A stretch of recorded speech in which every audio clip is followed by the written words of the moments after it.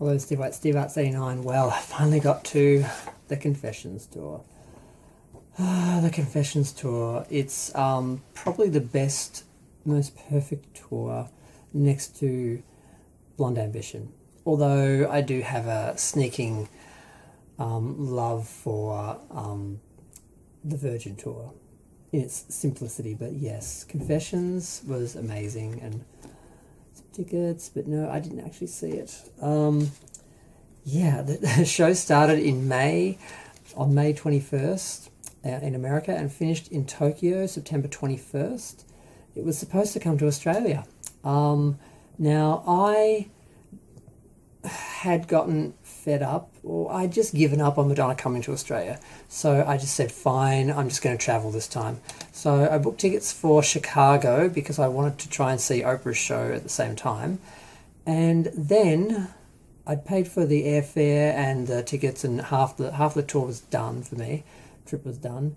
And then Madonna announced she was going to be coming to Australia. And I thought, oh, I don't have great seats. I was right directly at the front, in front of the left side stage, which Madonna spends no time on. She does Like a Virgin and like another number on the other side, and she only goes there twice for a little minute in Ray of Light and a little bit in Lucky Star, and that's pretty much it. So I didn't have the best seats, but I just wanted to see her. And then I sort of thought, you know what? If I cancel the trip now, I'm going to save the money I'm going to save on hotels and what's left to pay on the trip. I could actually spend on getting really good seats at the Australian concerts. So I decided to do that. I cancelled everything. I lost a bunch of money. And then she announced that she wasn't coming to Australia. She cancelled the Australian tour.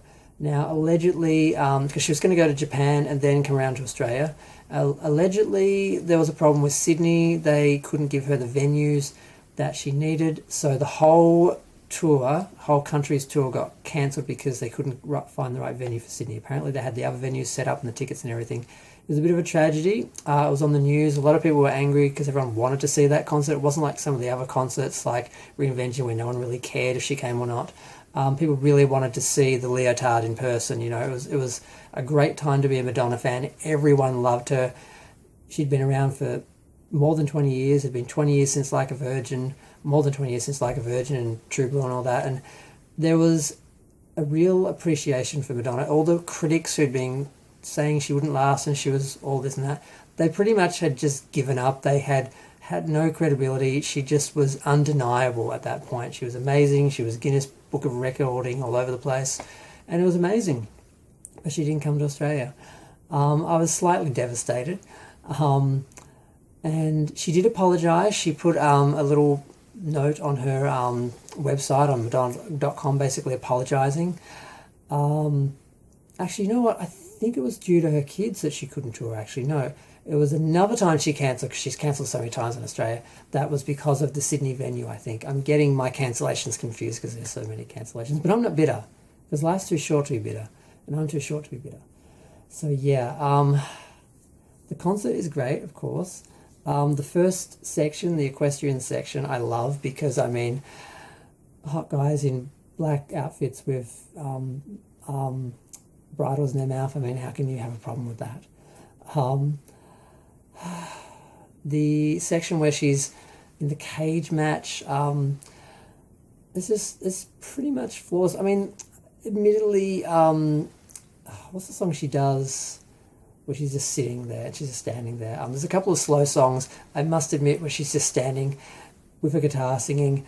I, did my lunch dishes and that, so so, there's a couple of songs that aren't like, you don't have to watch every frame because she's just sitting there singing. But aside from those, I mean, the Music Inferno section is amazing with the dancers on the skates, and that whole section is like 31 minutes of just epicness. And when she struts up to the end to that boombox and humps it and spins around and ends in the pose from the cover of the album, or is it the single? I don't know. It's amazing. It's stunning. It's brilliant. And I just wish I'd seen it in person. Everyone bought the DVD. I remember people talking about it and watching it. I had a friend who, a friend of a friend, went out to her place. She'd be playing it. Like, it was just, Madonna was everything at that point. It was amazing. It was great. Like I said, best time to be a Madonna fan since like the 90s, late 90s. What was the other drama about that I meant to mention? Oh yeah, so far as her getting the venue, like it may not have been this concert, but one of the rumours with Girly Show was that they weren't going to let her tour. And the only reason why she got access to the MCG and was able to actually do the show, because she needed a big venue, was because Australia was bidding for the 2000 Olympics. And if we had been seen not to be able to stage a Madonna concert, it would have hurt our bid. So the rumour was that was the only reason why she was allowed in the country and able to actually do the show. And that's why she didn't get back into the country until Rebel Heart, when she didn't need a venue that big.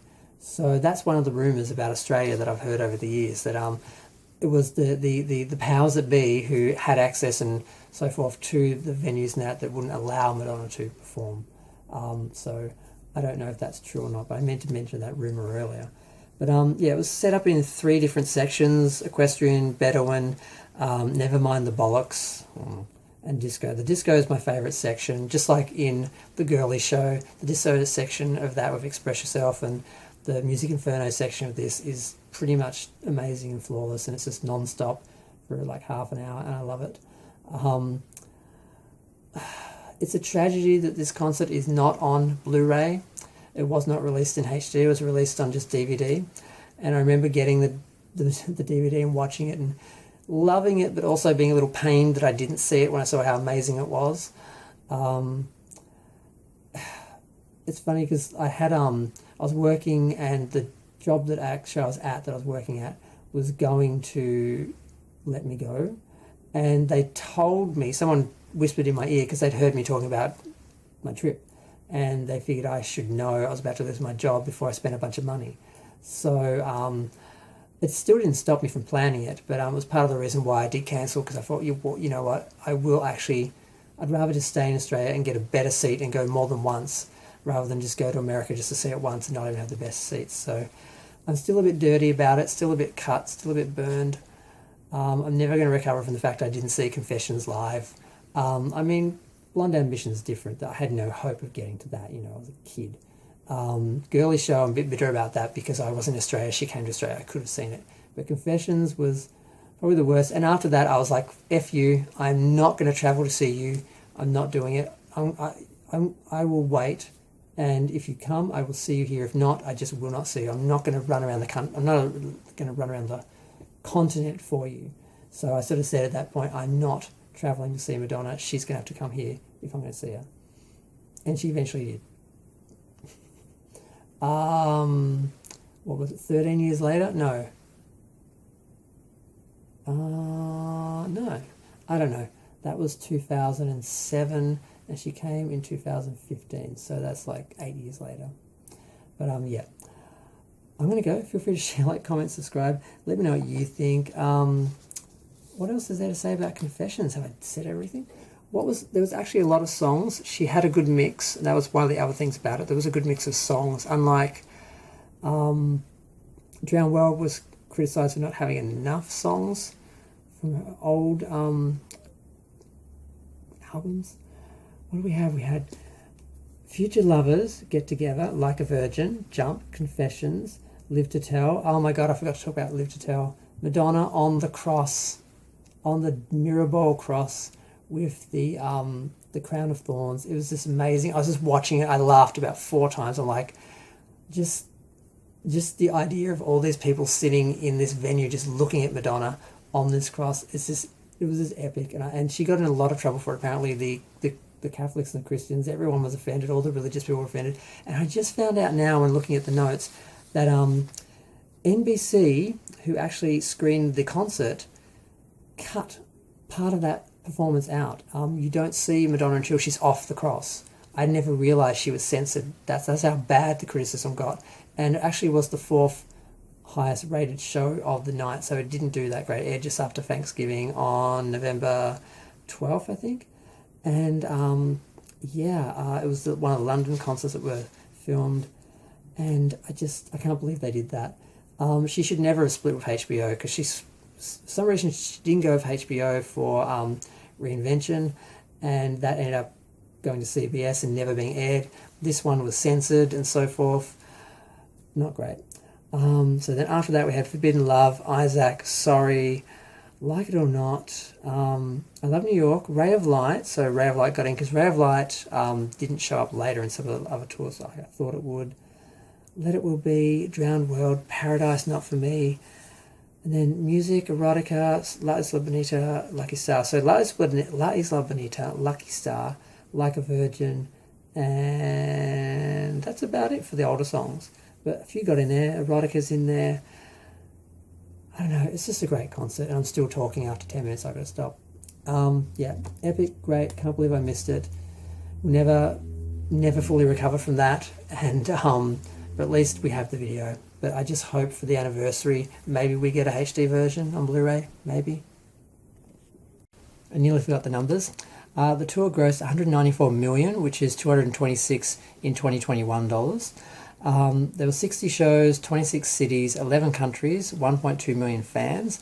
And when she released the DVD, it came with a CD, much like the I'm Going to Tell You a Secret film did. And I must admit, I listened to it constantly for forever.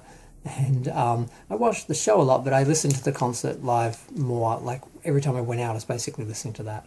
So it was a pretty good tradition they started where you get the live CD with the actual concert. And the only issue was this is sort of the beginning of the sort of MTV era of editing where the shows were a little over edited. Confessions kind of got away with it because they actually had like a screen that actually was round and surrounded the performance, so you can actually see Madonna in that through the visuals at times. So the fact that they're superimposing the visuals from the stage films over the film a lot, the concert a lot, they kind of get away with it. But there were times where I just wanted to see the actual show. I wanted to see the staging and the performers, and I felt like I was sort of trying to look through all these edits and these superimposed images and so forth. So it just sort of starts to become noticeable here. It becomes a problem in some of the later shows, but at this point it wasn't really a problem. But I just had to comment on that. I'm really going to go this time.